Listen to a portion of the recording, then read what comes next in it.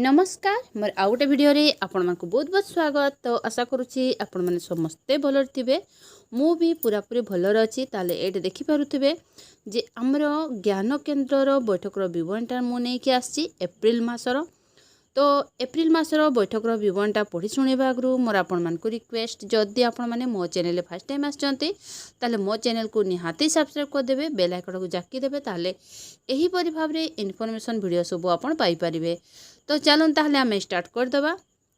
अद्यता days 4 2024 रिक दिवा 9 घटिका समय रे अंगनवाड़ी ज्ञान केन्द्र बड़भुंडु ठारे महिला परिदर्शिका सभापतित्व एप्रिल मासर विषय पोषण पाखुड़ा 2026 उपरे आलोचना निमंते अंगनवाड़ी ज्ञान केन्द्र सहित संश्लिष्ट होइतिबा अंगनवाड़ी केन्द्र गुड़िकर अंगनवाड़ी कर्मी दीदी माने जोग देइथिले।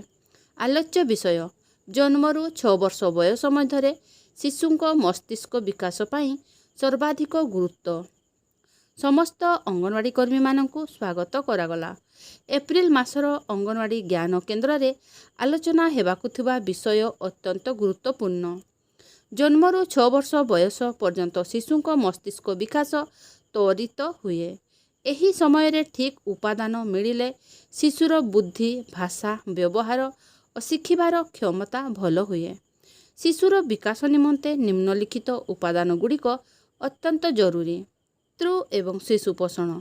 गर्भावस्था गर्भवतीर खाद्यपेय शिशुर मस्तिष्क विकास एवं दीर्घकालीन बौद्धिक विकास को प्रभावित करिबारे एक गुरुत्वपूर्ण भूमिका ग्रहण करिथाए।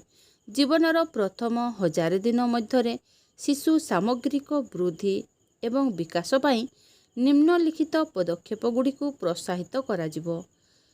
शिशु जन्मर 1 घंटा मध्य स्तनपान आरंभ करिबा। प्रथम 6 मास पर्यंत केवल माँ क्षीर ही खुआइबा। 6 मास पर शिशुर परिपूरक आहार पाई विभिन्न प्रकारर स्थानीय एवं पोषक तत्व भरपूर खाद्य व्यवहार करिबा। 2 मस्तिष्क विकास पाई प्रारंभिक प्रोत्साहन। शिशु जन्मर प्रथम 3 वर्ष मस्तिष्क द्रुत विकास पाई सबुठारु गुरुत्वपूर्ण समय। स्नेह एवं जत्न द्वारा शिशु को सुरक्षित अनुभव हुए। शिशु सहित कथबार्ता एवं मिलामिशा करिबा। शिशु मानक घर को परिदर्शन रे जिबा। पोषण आद्य उद्दीपना विषय रे परिवारर समस्त सदस्यों सहित आलोचना करिबा। 3 प्रारंभिक वर्ष रे खेल भित्तिक शिक्षा। 6 वर्ष बयस सुद्धा 85% रु अधिक मस्तिष्क विकास होइथाए। शिक्षा ग्रहण पाई खेल हेउछि प्राथमिक माध्यम। क्रीड़ा एवं नृत्य जोगु मांसपेशीर विकास होइथाए।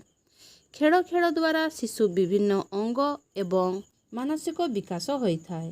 तेणु शिशुर परिवारर सदस्य माने समस्ते सहयोग करिबाकु अंगनवाड़ी कर्मी प्रवर्ताइबे।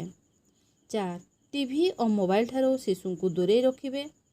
5 परिष्कार परिच्छन्नता प्रति अभिभावक माने ध्यान देबे।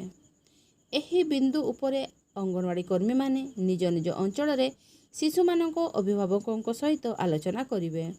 सभा शेष में समस्त को धन्यवाद अर्पण करी सभा सांग करागला। तो मु एही परि भाबरे लिखिछि। जदि आपन को एथिरा आहुरी किछि भी ऐड करिवार थाए आपन करि परिबे। तो ठीक अछि, ताले रहुछि। देखा मोर नेक्स्ट वीडियो रे।